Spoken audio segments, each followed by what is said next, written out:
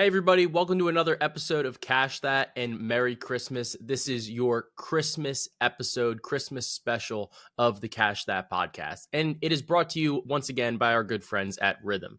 Rhythm is on the cutting edge of betting technology with a lot of the AI driven models. You can create your own, give it some of the factors that you think are really, really important, and it spits out a model for you. And you can back test it and see just how well it's performed over the season and going forward as well. And then when you pick something that you want to bet that aligns with your model, you can also track that so you can check your own picks and keep that all within the app. And you can get it for free for a week if you want to try it, or if you have tried it and you really like it, 25% off on me with the link in the bio. And additionally, this is just going to be a lot of fun. It's going to be a great episode here, and I'm going to include a free 3-day trial of the huddle. So it's a little bit past Christmas, and you're going to get these Christmas plays in there as well, plus some analysis and some of the games afterwards. But I'm going to try to get you in, get you out. I know that everybody has a really busy schedule, but I also know that everybody's, for the most part, you're driving somewhere. Even if you're driving to the store to get a little bit of an extra thing for dinner or whatever, driving to a relative's, what have you, you're going to be able to listen to this, maybe throw it on like 1.5 speed, really put it up. But we are going to get you in, get you out, give you the picks. So we have a 5-game slate today.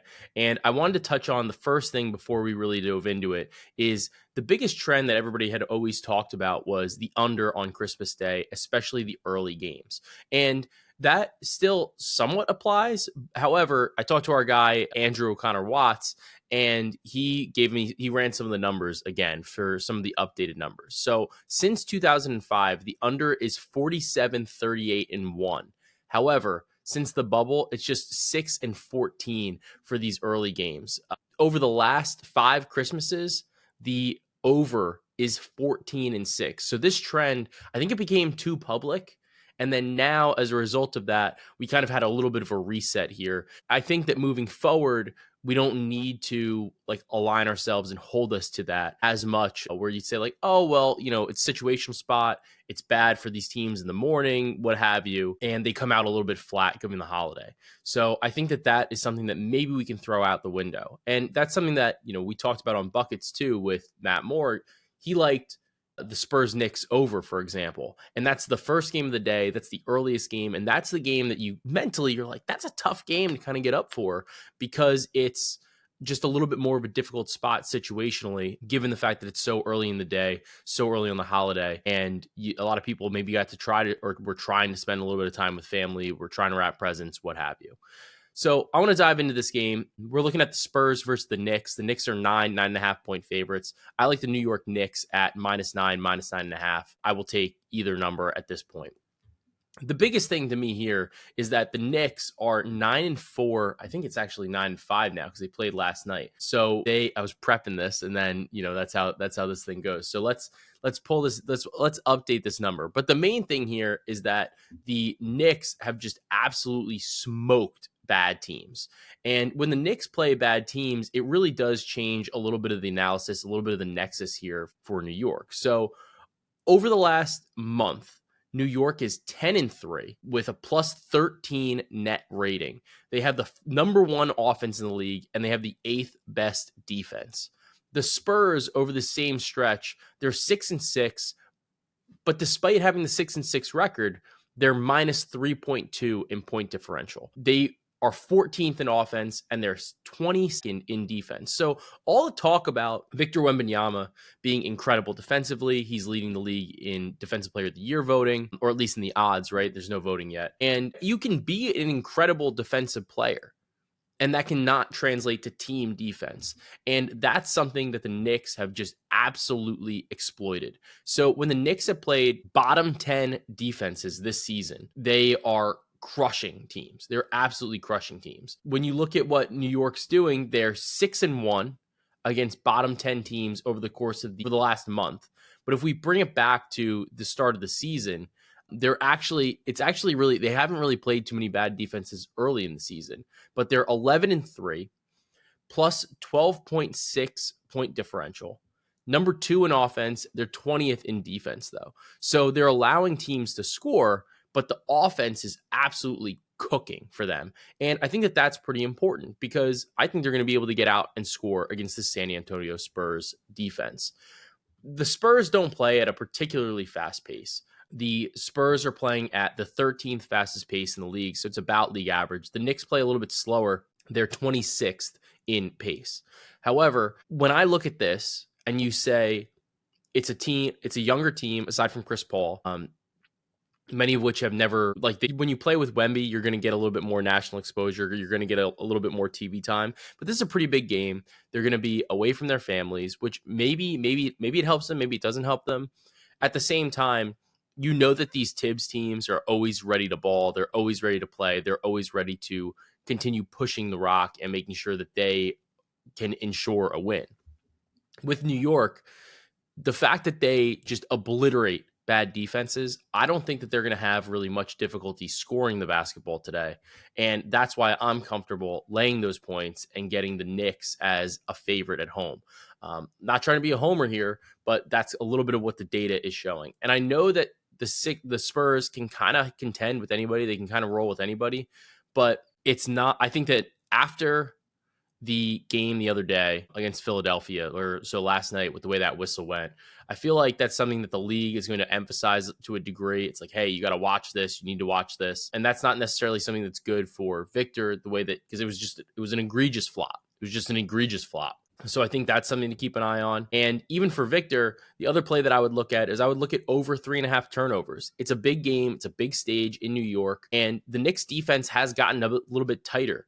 And if he's trying to facilitate the rock for anybody else, New York has so many guys that even though they don't generate a ton of turnovers, they do pick off bad passes and they do generate a good amount of steals. And that's something that I think we can see with Victor in this spot. So big nationally televised game, the first game on the Christmas slate. I like the over on 3.5 turnovers for Victor.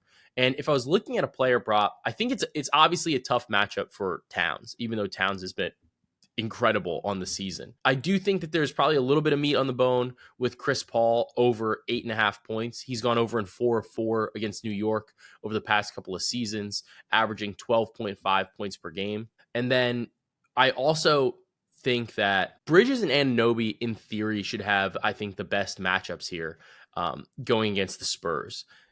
Neither has really played the Spurs super recently. They haven't played them since last year. I think, though, that the 17.5 points for Bridges is probably where I'd want to go, but he's just so close to this number all the time. I'm not confident that this is really like a great spot for him. I do think that Jalen Brunson on paper doesn't have an ideal matchup, but he just scored only 12 points against Toronto. And the last time he played the San Antonio Spurs, he scored 61 points. I know that he has been a little bit up and down in terms of the scoring, but at 23.5 points, I do think that this is like a touch light, given the fact that I think he's going to play as many minutes as he can handle. I have him about 25.5 points here. So I do think that this is a good spot for Brunson, even though he's been a little inconsistent on this line. He has bigger spikes, and he's averaging 24.6 points per game.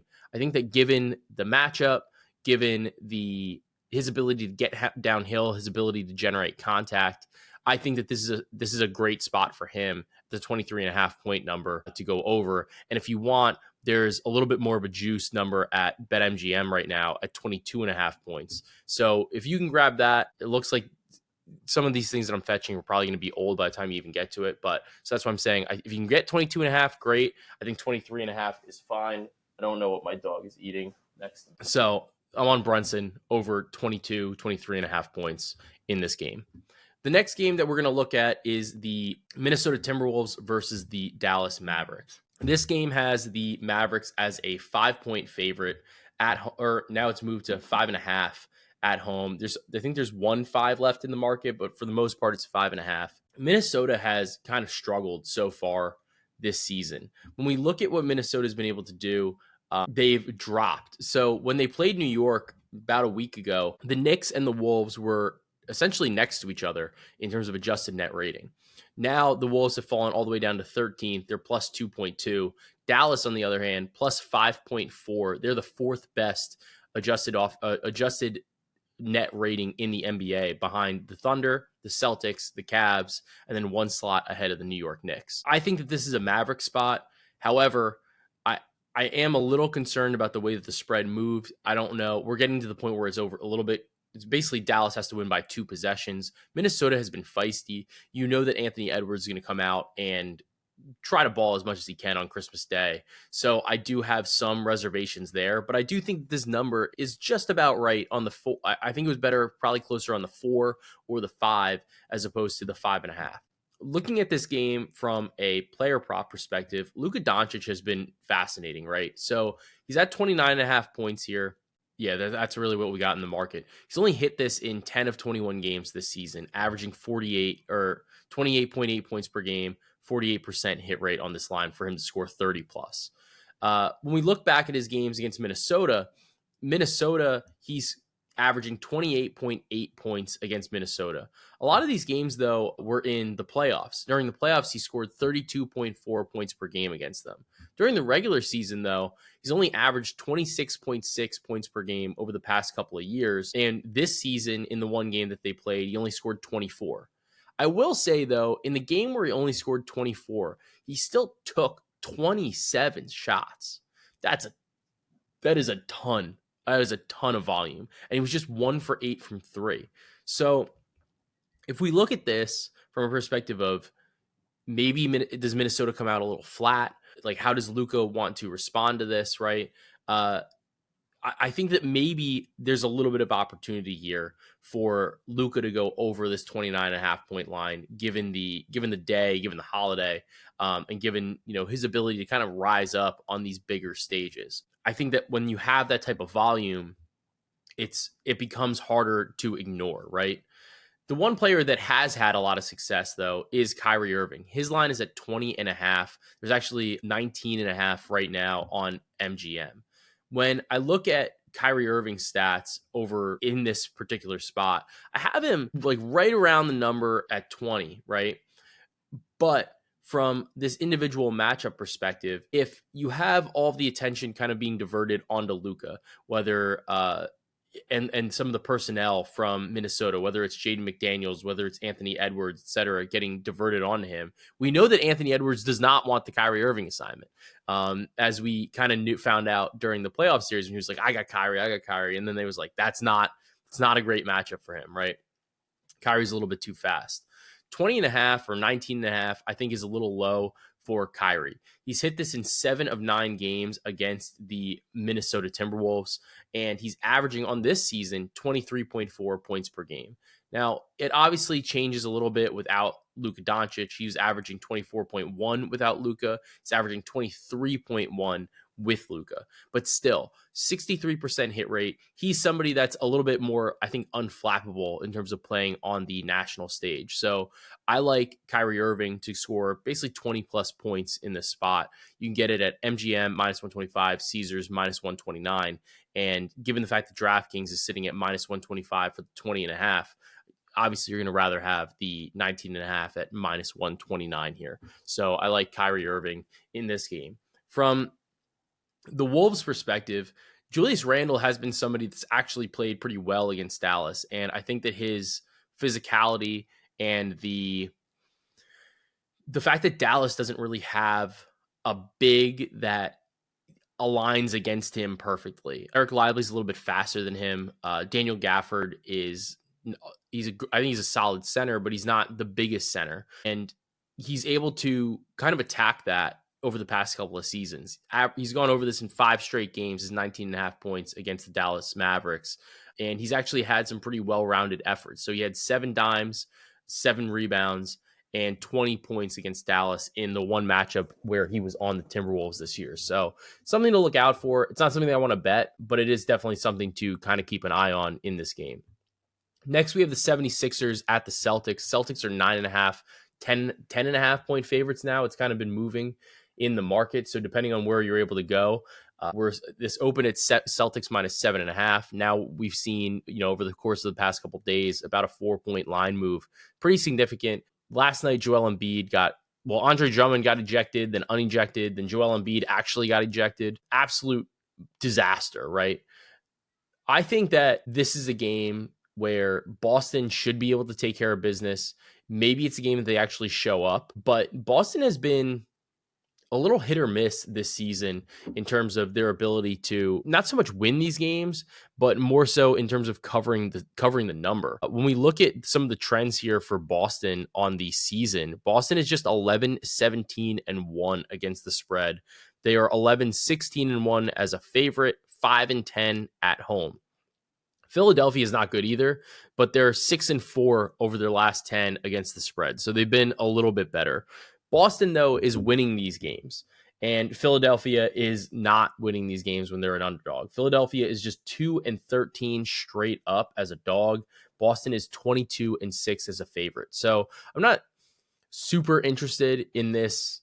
I'm not super interested in this double-digit spread. However, I am interested in a player prop, and look, I think we're going to have to temporarily ban Joel Embiid. The last 2 times we bet on him, he broke his face and then he got ejected. So I think we're going to have to kind of take a little bit of a reassessment there.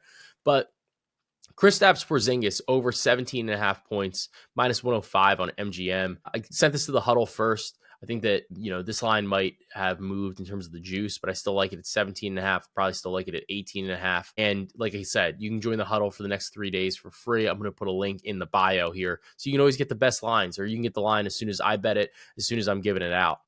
Porzingis is just consistently cashing this line. He's hit this in 7 of 10 games this season. And the one game he missed, he played just 11 minutes against the Wizards. So if we exclude that game, because I think it's a little bit of an outlier, averaging 20.1 points per game. He's gone over this against the Sixers too. He's over in 5 of 6, is averaging 24.5 points per game in this matchup. I think that his ability to stretch the floor, it makes life a little bit more difficult for Embiid to handle him one-on-one, as like his bread and butter is not scoring by attacking the rim, but it's having that multi-level scoring attack. So I like Kristaps Porzingis to go over 17.5 points in this matchup on Christmas Day against the Philadelphia 76ers. It's going to be, I think this is going to be a very fun game. The one player that has really struggled though, and one player that has done well, are kind of on opposite sides of the matchup. Drew Holiday has played very well against the 76ers. He's averaging 15.1 points per game over the last couple of seasons, 5.5 rebounds, 5.9 assists. He's hit his PRA line of 18.5, or there's actually a 17.5 in the market at DraftKings. And he's hit that in 10 of 11 games against Philadelphia. So I do think that there's a little bit of opportunity here for a Drew Holiday game. He always kind of gets up against his former team, the Philadelphia 76ers. On the flip side, Tyrese Maxey has had mixed results against Boston. So he's gone over this line in 4 of his last 6 against Boston, his 23.5 points line. However, other counting stats he's kind of struggled a bit. His RA is at 9.5. He's only hit that in 2 of 17 games against Boston. And the one good thing though for Tyrese is he's not turning the ball over.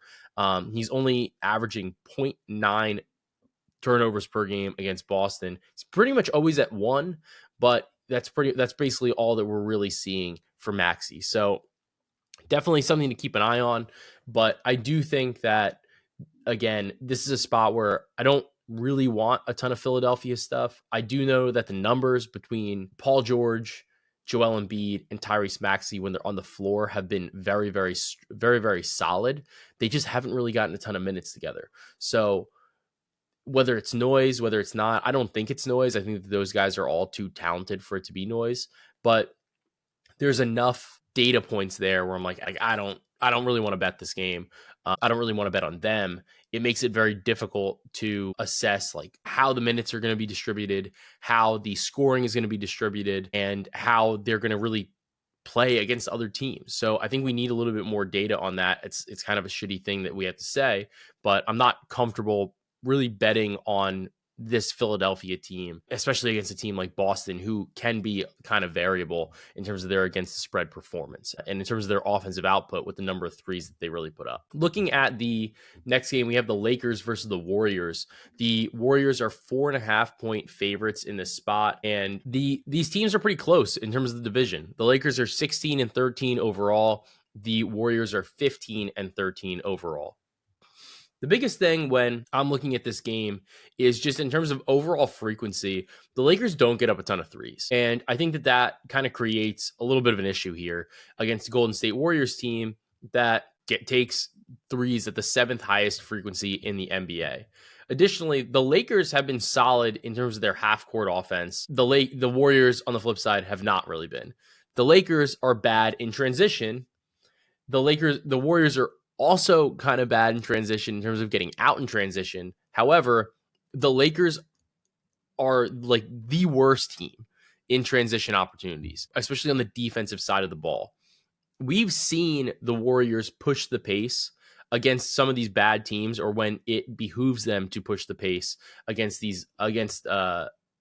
teams that are poor in transition. Considering the Lakers defense has just been, they're allowing 133.6 points per 100 plays during transition. Off steals, 147 points per 100, and off live rebounds, 129 points per 100 possessions. So I think this is a bad matchup for the Lakers in terms of that personnel. On the opposite side of that, though, there are some exploitable matchups for the Lakers, and one of which is LeBron James over 7.5 rebounds. He has been a monster on the glass every time he plays the Golden State Warriors. 14 games against Golden State. Golden State hasn't changed their personnel a ton, right?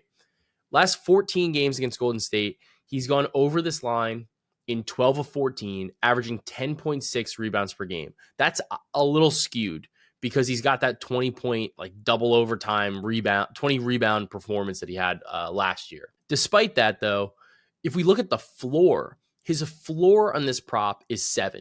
In all 14 of these games, he's had at least 7 rebounds. So I think that that's something that we can look to. LeBron also on Christmas has been good on the glass. He kind of gets up for these games, and over the last couple of seasons, he's got 9, 6, 9, 7, 9, 13. So he's been all over. He's been kind of attacking this market for prop bettors in terms of the rebounding. So I like that. And then if we look at the season, he's averaging 8 boards a game. Over in 14 of 27 games, so 52% hit rate. I do think that if we're going to see a little bit of extra LeBron, a little bit of extra energy, it is going to be on this Christmas Day game against the Golden State Warriors against Steph Curry. On the flip side, you have Steph Curry, whose points plus assist line is set at 30.5. He's over in 13 of 15 games against the Lakers over the past couple of seasons, averaging 35.5 points plus assists. The Lakers kind of struggle, especially in the assist department, to opposing point guards. Curry's not like a traditional point guard, as we kind of always say. Curry's almost his own animal. However, I don't think that the Lakers have a great set of defensive options to really throw at him. I don't think that we're going to see super nuanced coverage. It still is a regular season game. And I have him like right on this number. So I'm not 100% sure if I'm going to bet this over 30.5 PA. However, I definitely think that it's a look for this spot. In terms of the game total, or in terms of the game, the side, or what we're looking at here, the Lakers are 19th in adjusted net rating. The Warriors are 12th in adjusted net rating. So the Warriors are plus 2.3. The Lakers are minus 2.5 or minus 2. Lakers really just haven't been very good at anything. They're 16th in offense, 20th in defense. The Warriors are 12th in offense, but they're 9th in defense. So they're top 10 adjusted defensive rating team for this game. I lean Warriors. However, I do wonder if it helps some of the things with the Lakers where you have this veteran team that is used to playing on the road. They know what the deal is, and because this is a road game, but it's a kind of a shorter road game given the fact that you're just traveling within California. I do wonder if this is maybe a spot where the Lakers are able to show up The Warriors have some now younger players on the team. People probably calling them up saying like, "Hey, can you get me tickets? Can you get me tickets? Can you get this done? Can you get this done?" And I think that could be like maybe a little bit of a distraction. So I think I might look at the Lakers in the first half. They have been kind of blowing games lately, I feel. So I do think that this is a spot where if I was going to bet anything, I'd be looking at LeBron, his rebounds, and I'd be looking maybe at the Lakers in the first half. Finally, we have the Denver Nuggets against the Phoenix Suns. The Denver Nuggets won their game last night against the Phoenix Suns. They just blew their doors off, 117-90. Really, really tough game for Phoenix. They just really couldn't get anything going at all. And I think that, maybe there's something to take away from that. However, when these teams play in back-to-back sets, it does kind of create a different opportunity here. Phoenix also, they were without Devin Booker for the game last night. And I know that he's been on the report. They're trying to see whether or not he's going to play. It looks like he's going to be, we're still waiting to see if he's going to be reevaluated. So I think you almost have to lay off the side here because the number is going to move. So the line to me right now being at Denver -2.5, -3. It's getting closer to being indicative of the fact that Booker probably isn't going to play. However, I'm not 100% certain on that right now. Like we really just don't know. One play to look at though is Nurkic over 1.5 assists. He's hit this in 9 straight games against Denver. He had 4 yesterday and he played just 15 minutes. So the minutes are a concern. However, I do think that there is some credence to the fact that Jokic is not the best defender. However, he's a big body, knows how to position himself. I think he's a smart defender. And Nurkic is not the fastest dude. He's not going to really back him. He's not going to be able to really back Jokic down the way that he would maybe some other centers. He's not somebody that's going up for alley-oops. So I am looking at that. I think the assist is probably a good play. Maybe even play it in the first quarter. Talked to Brian Matthews about that, the BMAT a little bit. And, I think if you get the first quarter assist line where it's just a half, you need 1, you kind of know what the Phoenix rotation is going to be. And I think that that's important as well. One weird thing that happened in yesterday's game was Jokic only had two rebounds. So that's super uncommon for him, obviously. And on the season, Jokic is averaging 12.5 rebounds per game. These last couple, though, against Phoenix have been down games. He's only got 2, 9. He has a 16 in there, but then there's a 5 and a 10.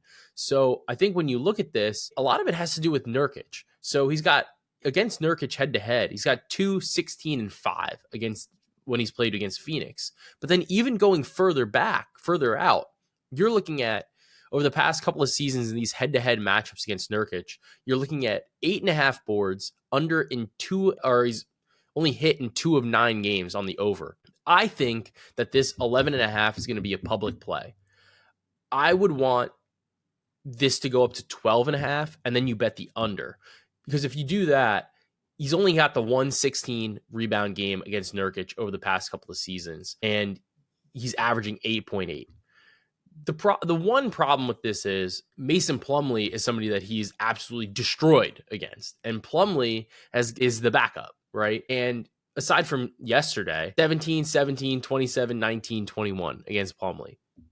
I think I would lean towards the under on the 12.5 because I don't think that their rotations don't align as well. But I would, if for some reason you're watching this game, it's the late game, the family went to bed, like whatever, you're watching this game and you're like, Nurkic is on the bench, they're playing a lot more Plumlee, I would look to live bet a Jokic rebounding over. I think that might be kind of the way to tackle this. Additionally, from like this head-to-head perspective, Jokic only played 30 minutes last night and had 7 dimes.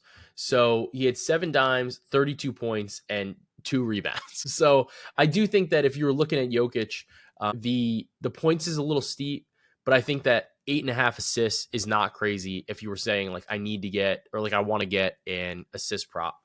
I will say, because DraftKings is doing the King of the Court promo again, Jokic is probably the best bet on the slate.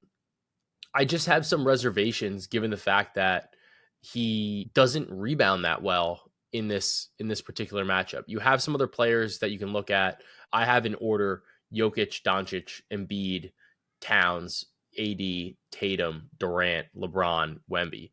So I do think that they're, is some opportunity here. I'm not opposed to going a little chalky though, given the fact that I know there's an uptick in people that are betting the NBA on Christmas. But DraftKings also said that they doubled the prize pool. So I think that it's okay to you don't need to shoot for the moon here. You just need to grab something. And like, I'm not opposed to saying, like, I think one of the superstars or one of the guys that's top on the board is going to be able to get it. So that's what we're looking at for this Christmas Day slate. And for a recommendation, I'm going to recommend, again, getting some of that Tupperware, making sure that you wrap all of your presents. Make sure you get that done. And if you can't figure out, my mom is over here. So if you can't figure out exactly what you're doing, exactly what you're bringing somewhere, honestly, just stop at an ATM, get a bunch of crisp 20s, and that way, if you forget any gifts, you can just pass out a little bit of cash or grab a couple gift cards. But for stores that you like, put them in your pocket, and that way, like, you're like, oh, I forgot this person's gift. You didn't. You actually thought about it in advance. And if you don't need it for somebody else, you have it for you. So you spent the money a little bit early, but maybe it saves you a certain level of embarrassment. Look, that's what we're looking at for the Christmas Day slate. Make sure to like, subscribe, rate, review, leave us a comment, and Merry Christmas, and let's cash that.